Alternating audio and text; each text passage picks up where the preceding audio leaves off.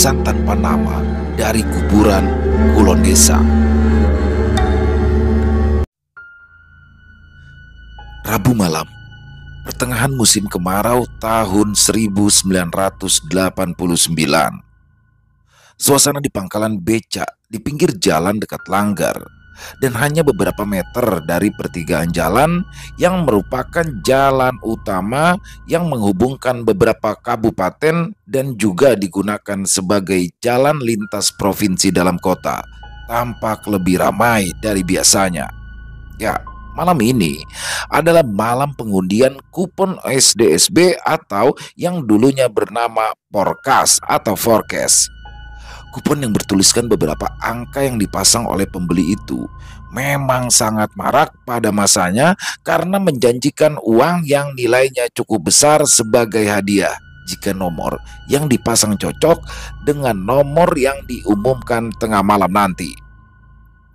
Hampir seluruh masyarakat yang dinominasi oleh kalangan menengah ke bawah sangat keranjingan untuk ikut memasang nomor dengan harapan nomor itu akan keluar dan berubah menjadi lembaran-lembaran uang. Lalu, apakah itu adalah perjudian? Ya, tentu saja.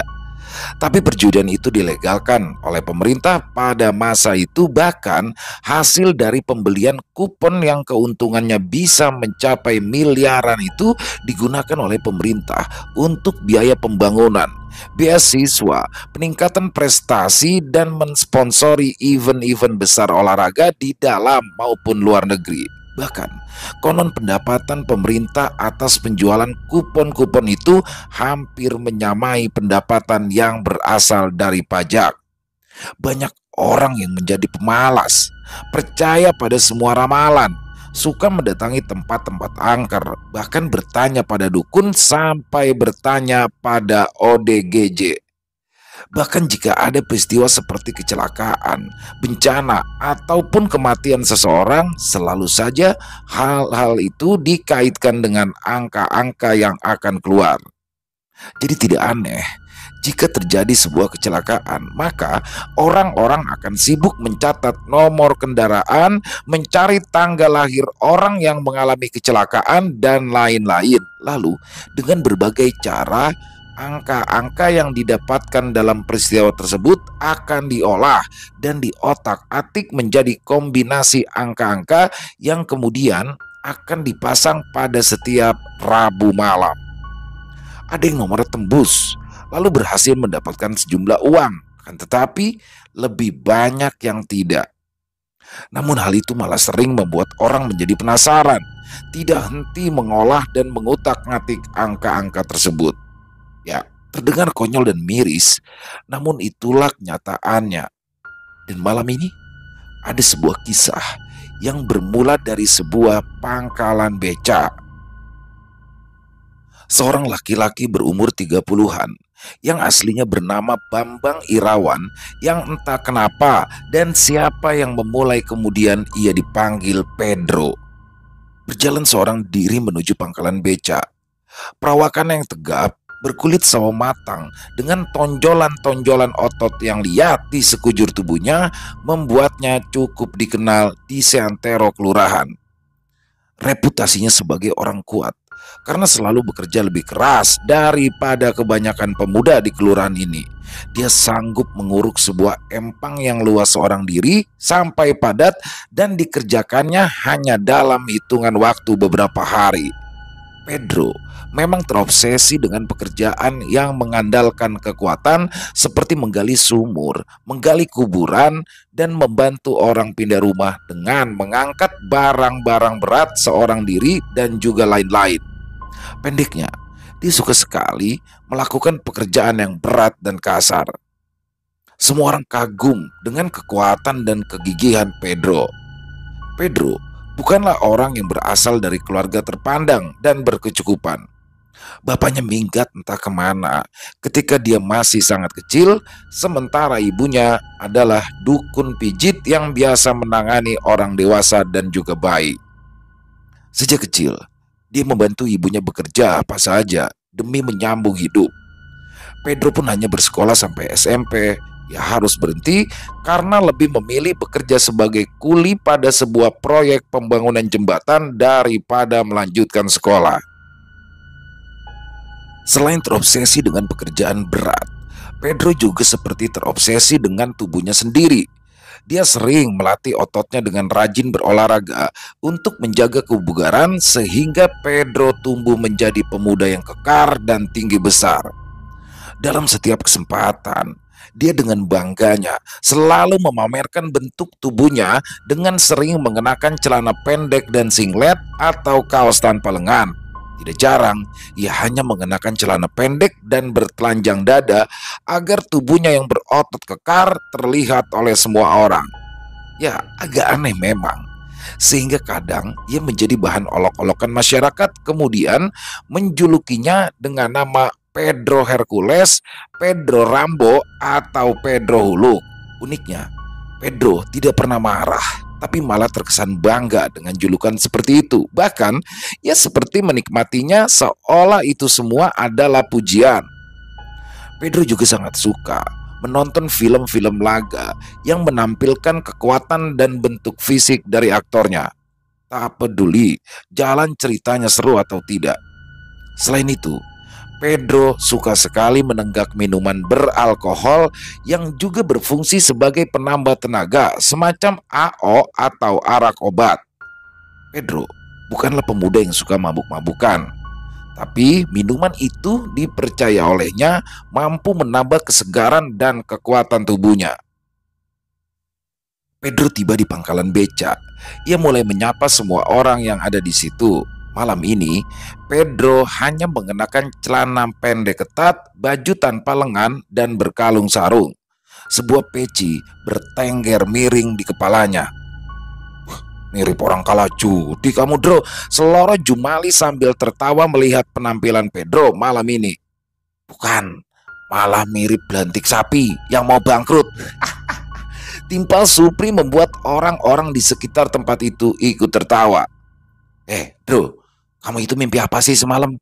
Apa ada yang bisa dimistik? Tanya Jumali sambil mendekat ke arah Pedro. Oh, ada Jum. Aku mimpi kecemplung sumur, ujar Pedro sambil menyeringai. Alah, yang bener. Serius kamu? Tanya Jumali menatap Pedro dengan kening mengerenyit dan alis yang hampir bertaut. Loh, iya Jum. Tapi kamu itu akhirnya bisa keluar dari sumur karena diselamatkan oleh Soniem yang sangat cantik jelita itu. Lalu kalian berdua menjadi sepasang kekasih, sangat serasi, kemudian menikah dan bahagia selamanya. Bagaikan Nini Pelet dan Yuyu Kangkang. Ujar Pedro sambil menutup mulutnya menahan tawa. Seluruh orang yang ada di sana ikut tertawa terpinggal-pinggal. Ya, Soniem adalah seorang perempuan yang agak kurang waras dan ia sering dijadikan bahan lelucon karena sering kali bertingkah genit merayu semua laki-laki yang ditemuinya. Jumali merengut dan memukul kesal terpal atap beca yang ada di dekatnya, lalu berjalan meninggalkan Pedro sambil misu-misu. Setelah tawa mereda, Pedro duduk di atas trotoar sambil menyulut rokok yang tadi diselipkan di sisi pecinya. Orang-orang pun kembali sibuk dengan pensil dan kertasnya mencoba mengolah angka ramalan. Sementara beberapa dari mereka berjalan menuju warung milik Titin yang menjual kupon SDSB. Titin, seorang ibu muda berwajah cukup cantik dan bertubuh sintal itu menjaga warung bersama Iwan suaminya.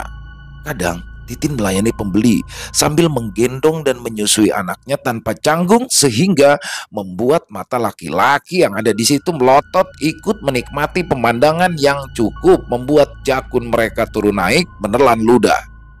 Sementara warung bakso milik Lek Muji di sebelahnya ikut panen malam ini karena pengunjung yang lebih ramai daripada malam-malam biasanya, bahkan mengalahkan malam minggu.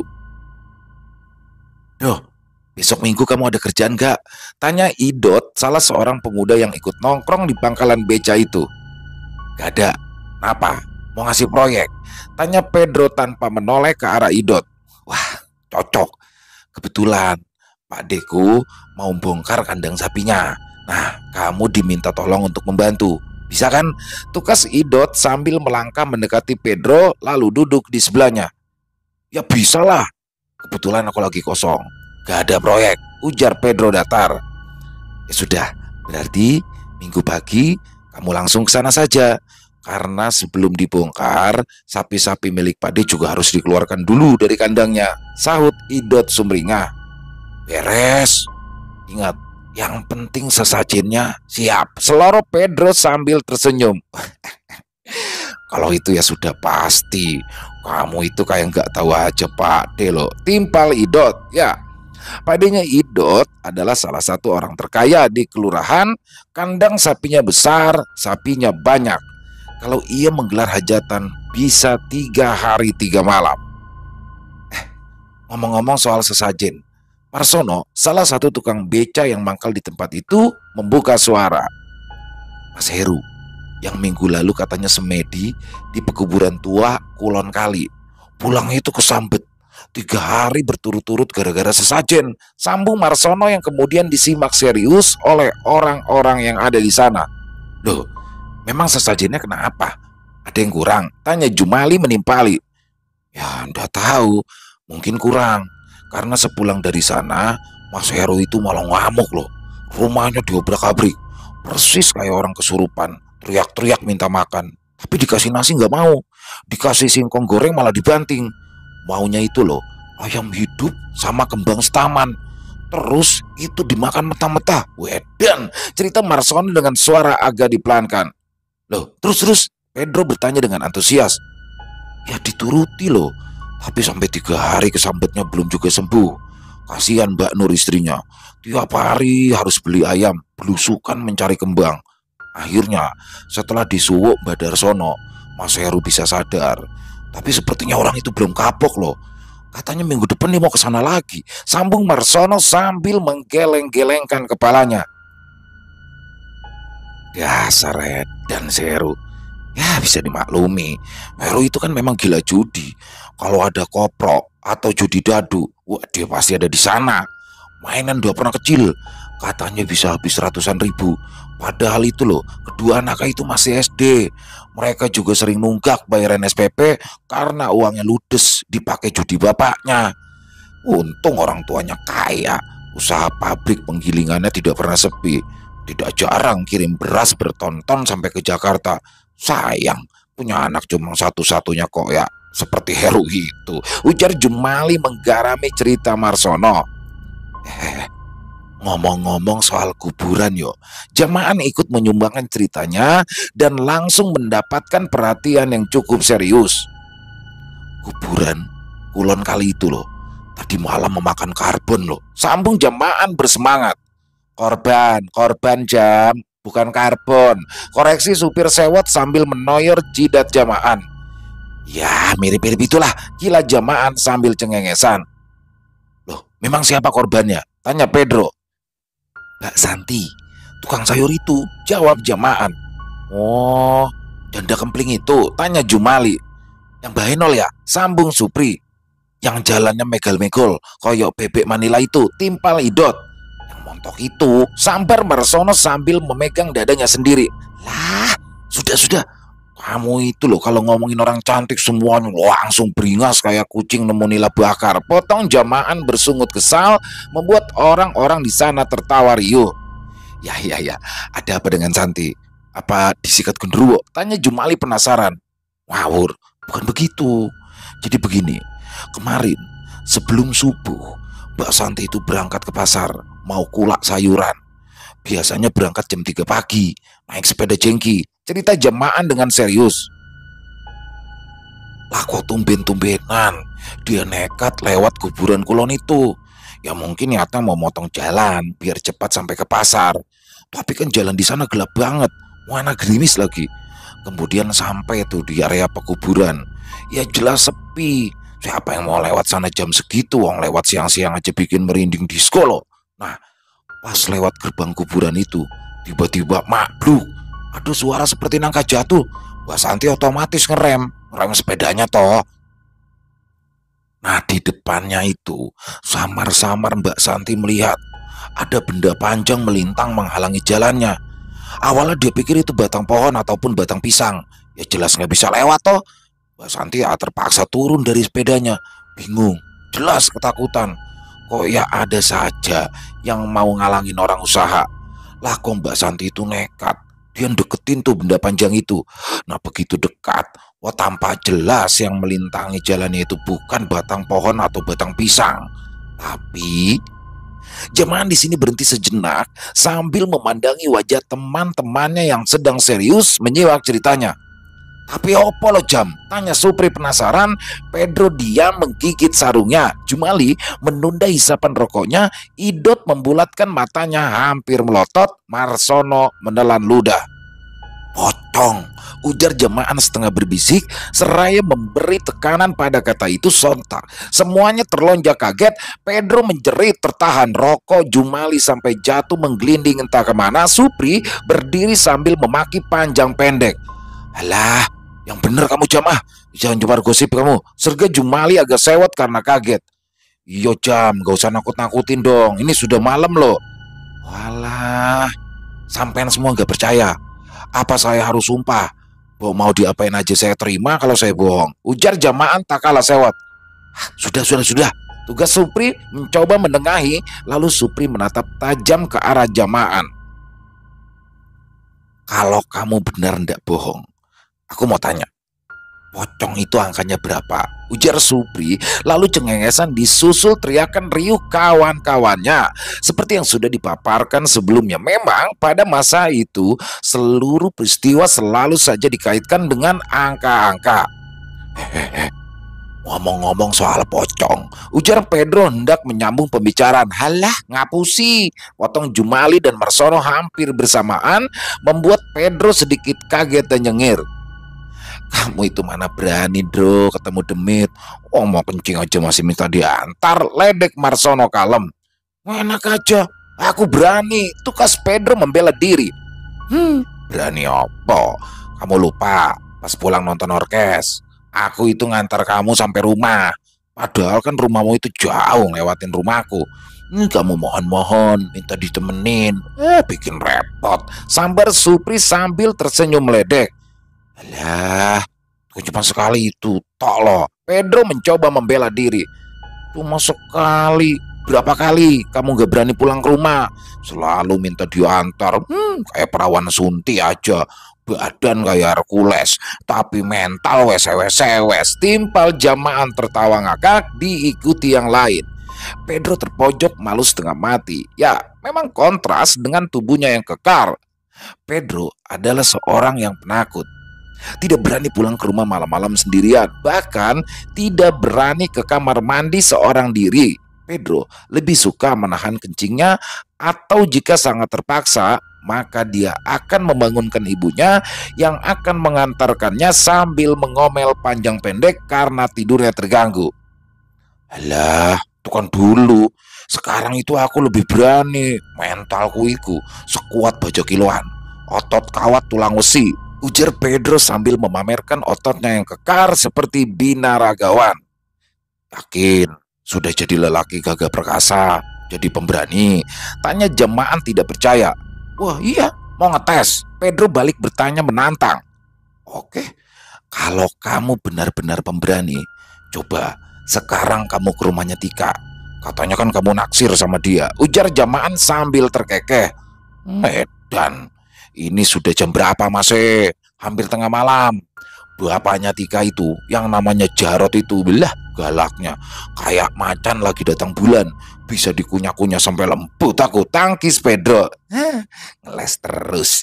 Aslinya kamu memang penakut. Sudah ngaku aja. Tuduh jamaah lagi. Loh ya bukan yang ngeles.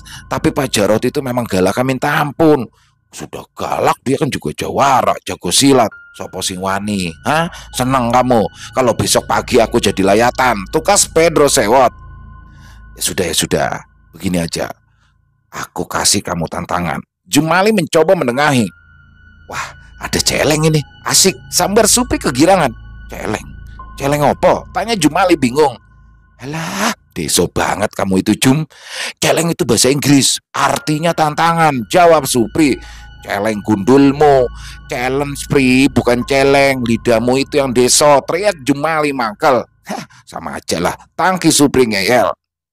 Memangnya tantangan apa Jum? Tanya Pedro penasaran. Begini, kamu pergi ke kuburan Kulon Kali.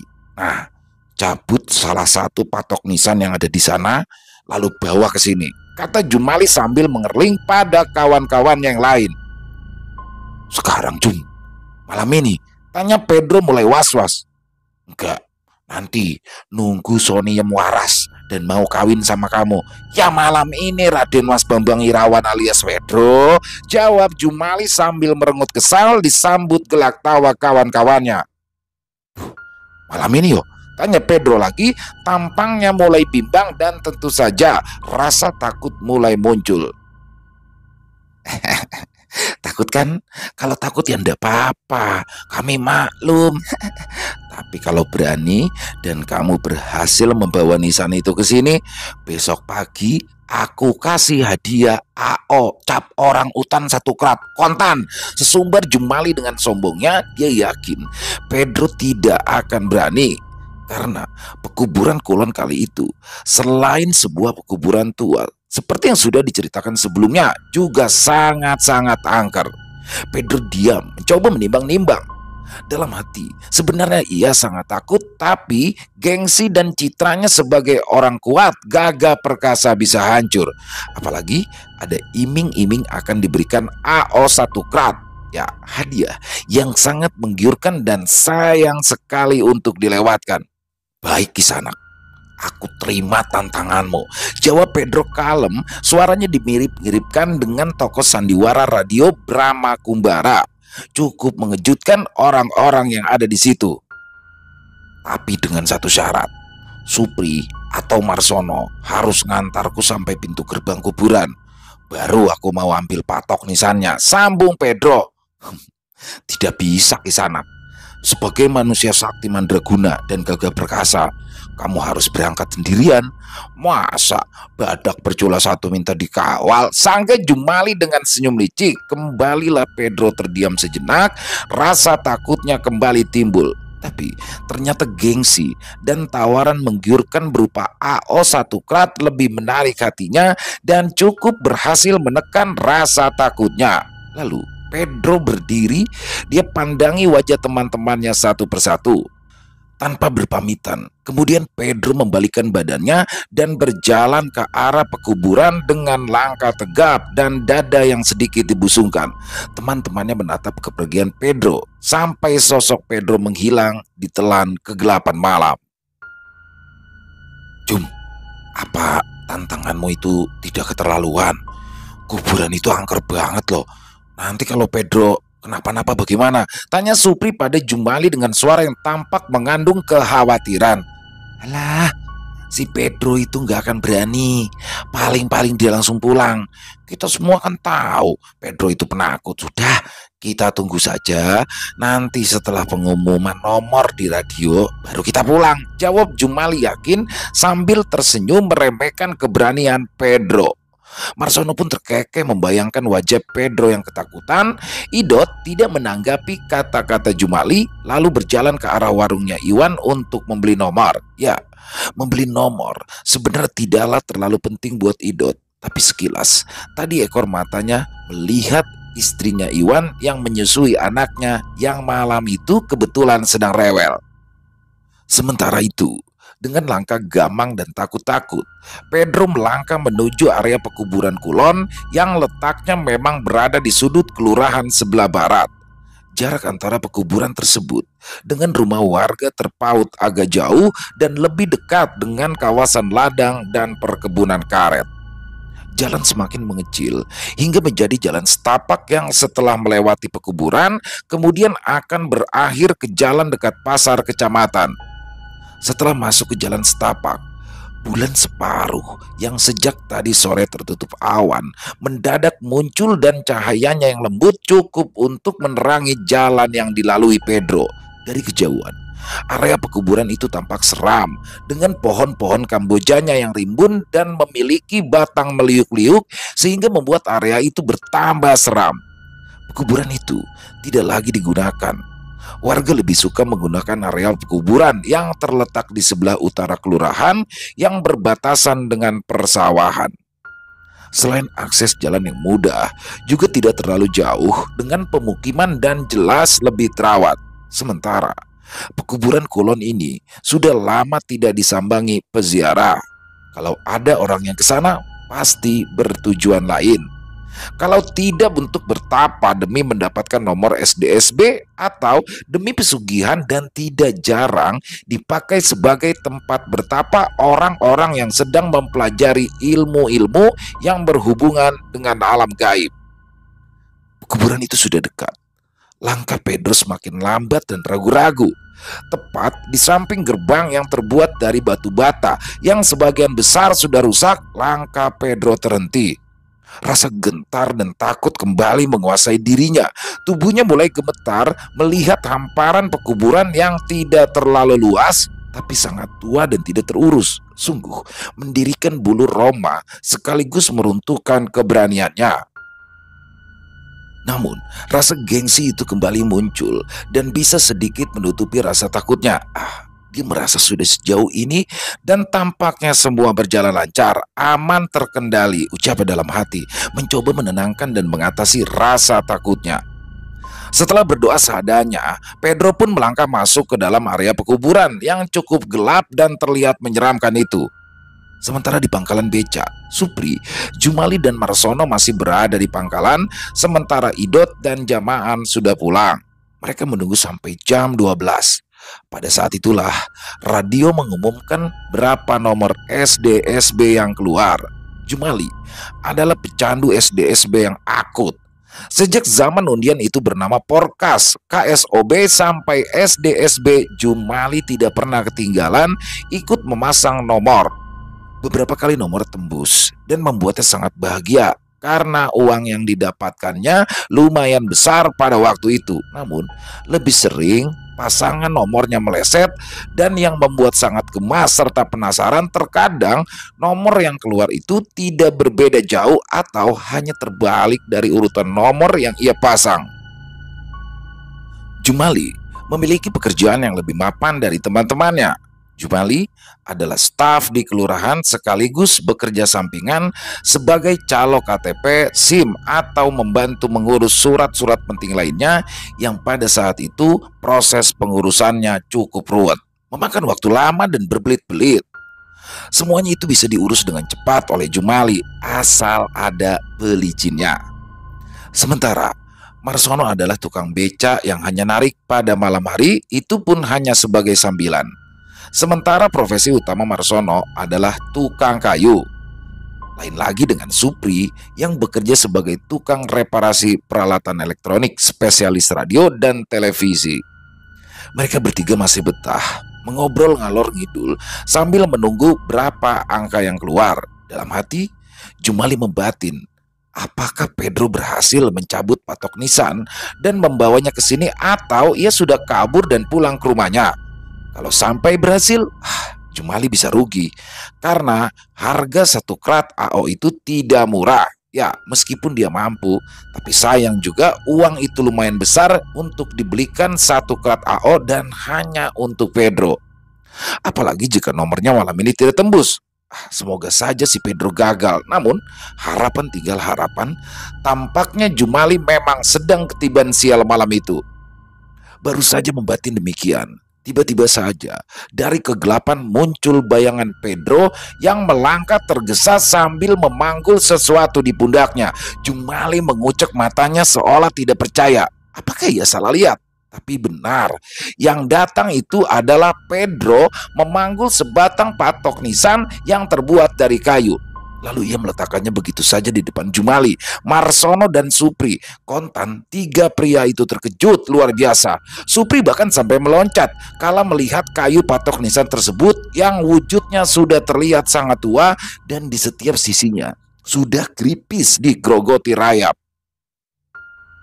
Nisan itu tanpa nama atau mungkin sudah tidak terbaca, sementara pangkalnya terlihat penuh dengan tanah, bau tanah, dan kayu lapuk yang meruap menyergap indera penciuman mereka. Sementara Pedro terlihat tersenyum puas memandangi mereka bertiga. Wajahnya tapi terlihat agak pucat dan peluh terlihat memenuhi wajah serta tubuhnya yang nampak lebih berotot dan terlihat mengkilap, mandi keringat seperti binaragawan. Bagaimana, Jum? Hah? Bagaimana? Aku berhasil. Ayo, ayo, mana AO-nya? Aku haus, hardik Pedro sambil berkacak pinggang dengan jumawa dan senyum yang lebar. Nafasnya masih sedikit ngos-ngosan. Tampaknya dia baru saja berlari sekuat tenaga. Supri melongo dan Marsono mengucek matanya seolah tidak percaya pada penglihatannya. Gila si Pedro, benar-benar gila. Edan tenan kamu, Bro. Edan tenan, hebat, ujar Jumali sambil mengacungkan jempol berdecak kagum. Kepalanya bergeleng-geleng antara kagum dan tidak percaya. Mentalmu itu loh, memang mental bajakiluan, Bro. Dan nyangka, ujar Marsono tak kalah kagum, sementara Supri bungkam kehilangan kata-kata. Kamu benar-benar masuk kuburan kulon itu, Bro? Tanya Supri tergagap. Lah ya jelas Topri, ini buktinya, ujar Pedro menunjuk patok nisan yang tergeletak di depan mereka. Nah, sekarang mana janjimu, Jum? AO 1 krat, tidak boleh kurang. Ingat, aku sudah memenuhi tantangan edanmu itu. Awas saja kalau kamu sampai bohong, tak kepruk kepalamu dengan patok nisan sialan ini, kata Pedro tegas disertai ancaman kepada Jumali yang tersenyum kecut lalu menoleh pada Marsono dan Supri seperti mengharapkan bantuan. Supri pura-pura sibuk dengan rokoknya, sementara Marsono malah masuk ke dalam becanya. Asem, gerutu Jumali dalam hati, sementara otak culasnya mulai berputar mencari cara agar selamat dari tagihan Pedro. Jum, ayo, bagaimana? Pedro mengulangi pertanyaannya dengan suara sedikit membentak, membuat Jumali gelagapan. Oh, tenang, Bro, tenang saja. Aku tidak pernah mengingkari janjiku. Aku tidak akan lari. AO 1 krat kan? Oh gampang, tenang saja, ujar Jumali mencoba tersenyum. Tenang piye? Aku itu sudah nekat loh, masuk kuburan itu loh, Jum, hanya untuk membuktikan bahwa aku ini bukan penakut. Nah, aku sudah berhasil membungkam mulut bau kalian itu. Kalian percaya toh? Heran toh? Kaget toh? Cecar Pedro dengan bangganya sambil mengipasi lehernya dengan sarung. Iya, Bro, kamu hebat, pemberani, gagah perkasa, otot kawat tulang besi, dan tidak terkalahkan. Kami saksinya, ujar Jumali kemudian. Tapi Jumali menahan kalimatnya sambil tersenyum licik. Tapi apa, Jum? Kamu jangan coba-coba ngakali aku ya, tanya Pedro tidak sabar, matanya menangkap senyum licik dari Jumali. Bukan ngakali, Bro, tapi kan tantangannya baru kamu selesaikan separuh. Coba dengar baik-baik. Kamu itu memang sudah berhasil mencabut dan membawa patok nisan ini pada kami. Kami akui, kamu itu hebat. Tapi kamu itu juga harus mengembalikannya ke tempat semula. Yo baru kamu bisa dinyatakan lulus. Dan kamu akan kami nobatkan sebagai orang paling gagah berani sekelurahan ini. Dan tentu saja AO 1 krat syah menjadi milikmu. Jumali berujar dengan tenang sambil memberanikan diri menatap mata Pedro. Apa? Kamu sudah gila, Jum?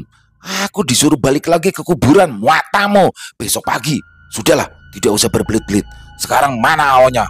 Atau aku keprok betulan palamu yang peang itu. Pedro berteriak marah dan berusaha mengambil patok nisan itu untuk segera menghajar Jumali.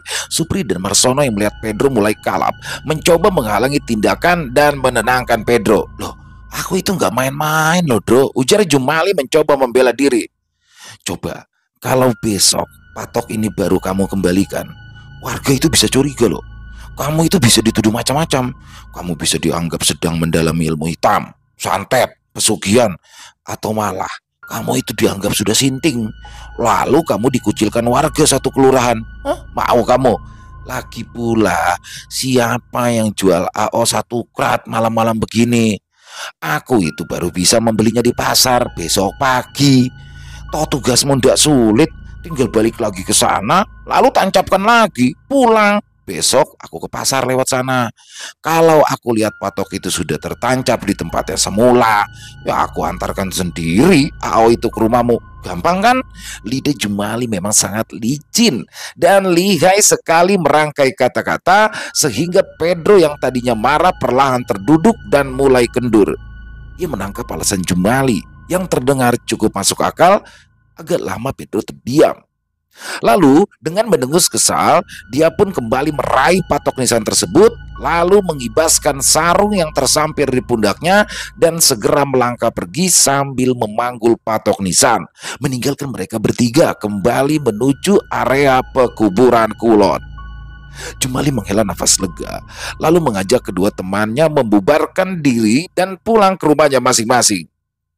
Pedro berjalan menembus kegelapan malam dengan mulut yang terus saja mengomel.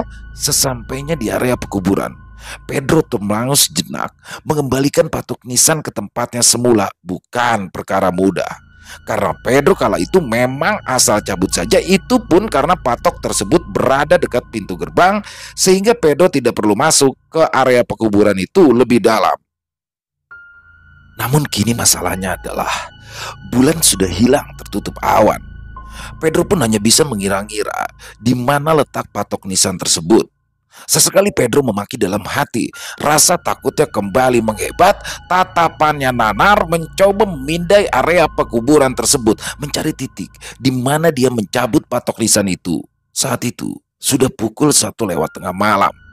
Pedro mulai putus asa ketika melihat seluruh makam yang berserakan tidak teratur di sana terlihat hampir sama, kecuali beberapa makam yang memiliki cungkup atau rumah-rumahan kecil untuk melindungi makam tersebut dari cuaca dan mungkin memang makam yang dikeramatkan.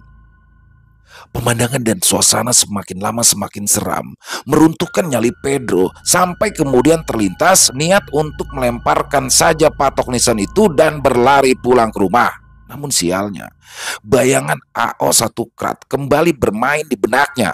Ya, sungguh sayang jika minuman favoritnya tersebut lewat begitu saja, sementara Pedro sudah susah payah bertempur melawan rasa takutnya sendiri. Sampai akhirnya dengan langkah ragu, Pedro mulai masuk ke dalam area pekuburan dan memeriksa satu persatu makam yang ada di sana. Agak sulit karena selain gelap dan takut, bentuk nisan yang ada di sana hampir sama, terbuat dari kayu tanpa kijing. Pohon-pohon Kamboja yang memiliki batang dan dahan yang meliuk-liuk seolah hendak meraih tubuh Pedro dan melumatnya tanpa ampun. Pedro hampir menangis ketakutan, apalagi suara binatang malam seperti serangga dan burung-burung malam semakin jelas terdengar. Bahkan sekilas Pedro seperti mendengar suara beberapa orang bercakap-cakap sampai dia harus merundukkan badan dan menunggu beberapa saat. Mungkin saja ada orang yang lewat, tapi tidak ada siapapun yang melintas melewati pekuburan tersebut. Malam semakin menuju titik akhirnya. Mungkin sudah 2 jam lebih, Pedro masih saja berputar-putar mencari tempat dia tadi mencabut patok nisan. Sampai tiba-tiba kakinya tersandung sebuah batu yang agak besar, hampir sebesar kepala anak kecil.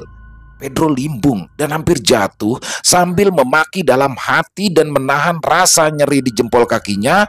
Mata Pedro melihat ke arah batu tersebut. Di sebelah batu itu ada tanah yang agak terbongkar dan berlubang. Mata Pedro berbinar. Dia yakin itu adalah tempat di mana dia sudah mencabut patok nisan yang masih di bawahnya. Tanpa membuang waktu, Pedro segera berlutut memastikan apakah benar di situ tempatnya. Dan kemudian seulas senyum berkembang di bibirnya. Sambil tetap berlutut, Pedro mencoba menancapkan kembali patok nisan itu. Ternyata agak sulit dan tanahnya menjadi sedikit longgar sehingga patok itu tidak bisa berdiri tegak, bahkan miring. Pedro lalu mengambil batu yang tadi menyandung kakinya, lalu pelan-pelan dia mencoba memukul patok tersebut agar tertancap lebih dalam dan kokoh.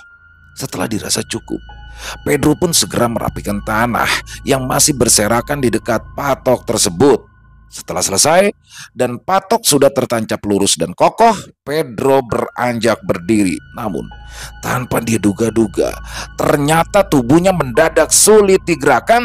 Dia hanya mampu mengangkat sedikit lututnya, sementara badannya mulai dari leher bagian belakang seperti terjerat sesuatu. Keringat kembali mengucur deras. Rasa panik dan ketakutan membuatnya tidak mampu lagi berpikir jernih. Apalagi kemudian terdengar suara mendehem dan sedikit menggeram. Tubuh Pedro mendadak kaku mengejang. Lututnya tertekuk sementara jari-jari dan telapak kakinya mencoba bertumpu pada tanah dan mengangkat tubuhnya. Namun gagal. Pedro kembali jatuh berlutut. Matanya mulai liar melihat ke sana kemari dengan rasa takut luar biasa. Tangannya meraih patok nisan dan dari mulutnya keluar suara kecil tercekik minta ampun. Beberapa doa yang ia hafal dibacanya terbata-bata. Entah benar atau salah, dia tidak lagi peduli. Cukup lama dia berada dalam posisi berlutut. Mulutnya pun masih mencoba membaca doa dengan setengah putus asa. Mendadak angin dingin bertiup agak kencang menyapu punggung dan tengkuknya. Pedro mencengkram patok nisan itu dengan kuat. Dia sama sekali tidak berani mengangkat kepalanya. Rasa takut dan panik membuat tubuhnya mandi keringat dan gemetar tidak karuan. Ada suara seperti tawa lelaki tua yang terdengar lirih namun sangat dekat terdengar di telinganya. Tubuhnya kini semakin kaku, susah bergerak. Sialnya, tiba-tiba saja bagian bawah perutnya terasa linu dan nyeri. Ya, Pedro ingin kencing tapi tidak berani. Ditahannya hasrat kencingnya dengan susah payah. Suara tertawa lirih tadi kini berubah menjadi suara serak yang kemudian terdengar semakin jelas olehnya. Suara itu seperti orang bergumam melafalkan sesuatu yang tidak dimengerti oleh Pedro. Kemudian sebuah cahaya merah berbentuk bulat tiba-tiba jatuh tak jauh dari kakinya seperti batu yang menyala redup. Hampir bersamaan terdengar suara-suara lirih namun ramai di belakangnya. Kadang terasa jauh, kadang terasa sangat dekat seperti di belakang lehernya. Pedro masih berpegangan erat pada patok nisan. Kepalanya tertunduk dengan tubuh yang masih gemetaran. Siapa? Siapa? Siapa? Begitu suara-suara di belakangnya bersaut-sautan. Kemudian ada suara seperti anak kecil yang tertawa cekikikan dan sudut mata Pedro menangkap penampakan sosok tinggi seperti buntalan karung berwarna putih samar dengan wajah hitam tidak begitu terlihat. Sosok itu sepertinya tidak sendirian dan ikut bersuara lirih. Siapa? Siapa? Terus menerus sampai kemudian terdengar mulai riuh dan di sela-sela suara itu ada beberapa suara yang mengucapkan kata-kata yang berbeda. 1 atau 2 juga boleh. 5 bisa. 20. Suara seperti orang bertransaksi atau berdebat, entah apa yang mereka bicarakan. Pedro sudah tidak lagi peduli. Cahaya merah batu yang ada di depannya kembali bersinar dan perlahan bergerak naik lalu berhenti mengambang di udara. Hanya beberapa jengkal dari kepala Pedro. Batu itu diam cukup lama. Suara di sekitar Pedro berubah lagi. Ambil. Pedro tetap diam. Dia tidak berani bergerak apalagi mencoba meraih batu bersinar tersebut. Ya, dia sudah tidak mampu lagi berpikir. Tubuhnya kaku, tangannya masih mencengkram patok nisan. Segerombolan makhluk berkain putih tiba-tiba saja melingkar mengepungnya. Sosok berwujud pocong beraneka bentuk. Ada yang tinggi besar, ada yang kecil seperti anak-anak. Sosok-sosok itu mengambang beberapa senti dari tanah. Pocong yang paling kecil lalu tertawa cekikikan sambil mengangguk-anggukkan kepalanya. Sementara yang lain ikut mengangguk-angguk sambil mengeluarkan geraman atau dengkuran mirip kucing. Pedro merintih, meratap ketakutan. Suaranya yang kecil dan seperti tercekik justru ikut menambah seram suasana di pekuburan itu. Ketika Pedro sudah sampai pada puncak ketakutannya, mendadak suasana berubah sepi. Sepi sekali, bahkan terlalu sepi. Pedro menghentikan ratapannya dan mencoba mendongakkan kepalanya. Suara-suara dan penampakan-penampakan sosok-sosok itu lenyap bagai ditelan bumi. Batu yang menyala merah tadi juga lenyap entah kemana. Namun keadaan Pedro tidak berubah. Tubuhnya belum juga bisa digerakkan kembali. Pedro menunduk pasrah. Badannya sudah sangat lelah dan sekujur tubuhnya serasa remuk. Kakinya kram, lehernya sakit. Akhirnya Pedro tertidur dengan kening menempel pada patok nisan yang sudah ia tancapkan tadi. Hari sudah pagi, terang-terang tanah. Kokok ayam jantan milik warga terdengar saling bersautan. Pedro tergeragap kaget. Sudah pagi, pikirnya.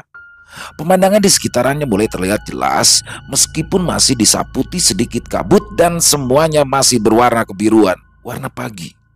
Udara pagi yang dingin mendadak menggigit kulit Pedro. Refleks Pedro bergerak hendak merapatkan sarungnya, tapi sarung itu ternyata tertarik kencang. Butuh beberapa menit sampai Pedro menyadari bahwa sarung itu ternyata ikut tertancap bersama patok nisan itu. Ya, sarung itulah yang menjerat lehernya hingga membuatnya tidak bisa bergerak semalaman. Pedro ternyata tidak percaya, menerima kenyataan bahwa yang membuat tubuhnya tidak bisa digerakkan tadi malam itu sama sekali bukanlah ulah demit, setan memedi penunggu kuburan itu, melainkan sarungnya sendiri yang ternyata ikut tertancap bersama patok nisan. Mulut Pedro masih menganga karena ia masih tidak percaya dengan kejadian itu. Jiwanya sedikit tergoncang menerima kenyataan yang sangat konyol. Dengan panik, Pedro menoleh ke kanan dan ke kiri, memastikan tidak ada orang yang kebetulan melewati tempat itu. Masih dengan kepanikan yang sama, dengan tatapan yang liar, seperti seorang maniak, ia segera melepaskan sarung dari lehernya, lalu segera berdiri tegak dan kembali mencabut patok itu untuk mengambil sarungnya yang ikut tertancap ke dalam tanah. Sarung itu kotor dan ada yang sobek di beberapa sisi. Setelah kembali menancapkan patok nisan dan merapikannya, Pedro pun segera berlari pulang ke rumah. Sarungnya dia buang di semak dekat kebun. Sarungnya dia buang di semak-semak dekat kebun entah milik siapa. Tidak berapa lama kemudian, Jumali dengan sepeda motornya terlihat melintas melewati area perkuburan tersebut. Jumali hendak memastikan apakah patok itu sudah tertancap pada tempatnya atau belum. Setelah menghentikan sepeda motornya di dekat gerbang pekuburan, Jumali kemudian masuk dan sebentar kemudian keluar lagi sambil memaki panjang pendek. Ya, dia kalah. Sial, teriaknya sambil berlalu. Sudah nomornya tidak tembus. Sekarang dia harus membeli aocap orang utan 1 krat. Kemudian, dia menghidupkan kembali sepeda motornya, lalu tancap gas menuju ke pasar. Sesampainya di rumah, Pedro segera menuju kamar mandi untuk membersihkan tubuhnya. Ibunya yang sudah sibuk di dapur tidak begitu memperdulikan tingkah pola anaknya. Setelah selesai mandi, Pedro lalu berdandan agak rapi. Ia memakai celana jeans, berkemeja biru, memakai sedikit wewangian, lalu duduk manis untuk menunggu Jumali di ruang tamu sambil tersenyum-senyum. Senyumnya semakin mengembang ketika teringat bahwa sewaktu di kamar mandi dia menemukan secari kertas lusuh yang membungkus sesuatu di saku celananya. Setelah bungkusan dibuka, nampak batu sebesar kelereng berbentuk oval berwarna merah menyala redup. Tidak hanya itu, di atas kertas itu juga tertulis sederet angka yang jelas merupakan angka jitu. Jumlahnya 6 angka. Pedro kembali tersenyum lebar dan meskipun kejadian semalam itu sangat konyol dan memalukan sehingga akan menjadi aib seumur hidupnya, Pedro tidak lagi memusingkannya. Toh tidak ada orang yang tahu. Sementara itu, suara drum motor terdengar memasuki halaman rumahnya. Jelas itu suara motor Jumali. Kembali senyum kemenangan Pedro terkembang lebar, bahkan dibarengi dengan tawa kecil menyambut kedatangan Jumali yang saat itu terlihat tergopoh-gopoh sambil menggotong kardus untuk Pedro. Selesai. Wow, luar biasa. Kisah dari Mas Haryo Yudonegoro. Wah, penulis asal Lampung ini luar biasa. Ini kisah Pedro ya. Jadi dapat banget nih sosok Pedronya. Jadi horornya dalam kisah ini dapat, terus kocaknya dapat. Jadi sosok Pedro ya dengan badannya yang kekar dan dia yang selalu bangga dengan otot-otot di badannya dan suka memakai celana pendek ketat dan juga kaos tanpa lengan ya atau singlet. Dan percaya banyak lah ya, banyak orang-orang seperti itu dan mungkin di sekitaran teman-teman ada ya, karena di sekitaran saya juga ada orang yang sangat bangga ya dengan kekaran tubuhnya dan ya keren aja, seru-seru aja sih ya. Jadi memang intinya sih dalam kisah ini penggambaran sosok Pedronya itu dapat banget ya dan mudah-mudahan menjadi tokoh ya buat Mas Haryo mengisahkan kembali kisah dari Pedro dan kisah ini merupakan based on true story ya. Jadi memang pernah terjadi dan untuk Mas Haryo Yudonegoronya sendiri pun tinggal sementara di daerah Lampung. Jadi kisahnya keren banget dan kita coba membahas kisah ini ya, kisah yang di dalam tadi. Jadi ternyata apa yang membuat Pedro tertahan itu ternyata sarungnya yang ikut tertancap dari papan nisan tanpa nama di kuburan tua itu. Jadi bukan karena, tapi memang penampakannya dia lihat ya, penampakannya, suara-suaranya dan horor banget. Dan saya juga tertarik membahas tentang SDSB ya. Di awal kan dijelaskan secara detail tuh ya. Jadi mungkin ada beberapa teman-teman yang pernah mungkin merasakan zaman-zaman SDSB atau forecast ya. Malah saya tahu di sini forecast ternyata ya. Dan saat itu memang dilegalkan perjudian itu. Dan untuk saat ini sebenarnya masih ada tapi online ya. Dan itu ilegal. Jadi tetap ya teman-teman semua dijauhi aja judi. Apapun bentuknya itu karena judi itu hanya dua. Menang ketagihan, kalah penasaran. Dah nggak ada lagi. Nggak akan pernah ada habisnya. Jadi dijauhin aja dan ini sudah dikisahkan ya dalam kisah barusan, yaitu orang-orang yang sudah gandrung dengan judi. Jadi apapun dijadikan dikait-kaitan dengan angka, akhirnya ada musibah, ada segala macam dan termasuk Pedro nih luar biasa lah. Pedro ini akhirnya dia berhasil memenangkan taruhannya dengan Jumali. Dia mendapatkan hadiahnya yaitu 1 krat AO. Aduh. Intinya semoga kisah barusan bisa menghibur akhir pekan teman-teman. Setelah capek Sabtu Minggu mungkin banyak acara ya. Mungkin ada yang sudah buka bersama atau gimana. Nah hari Minggu sambil santai beristirahat untuk memulai kembali aktivitas di hari Senin. Mudah-mudahan bisa terhibur dengan kisah-kisah barusan. Khususnya kepada para pecinta horor misteri dan juga lebih khususnya lagi kepada para subscriber dari channel Ilo Bercerita. Buat yang punya pendapat lain, punya komentar lain, silakan bisa dituliskan di kolom komentar ataupun hanya sekedar saling menyapa, silakan. Insya Allah kami akan membalasnya satu persatu. Kami juga mengucapkan terima kasih kepada seluruh teman-teman yang sudah selalu setia, yang sudah selalu hadir di setiap harinya, karena kehadiran teman-temanlah kami selalu bersemangat berkarya di setiap harinya. Buat yang suka dengan video barusan, bisa diklik tombol like-nya, tombol jempolnya. Boleh juga di-share link videonya ke teman-teman yang lain. Dan buat yang belum subscribe, jangan lupa yuk diklik tombol merah subscribe-nya.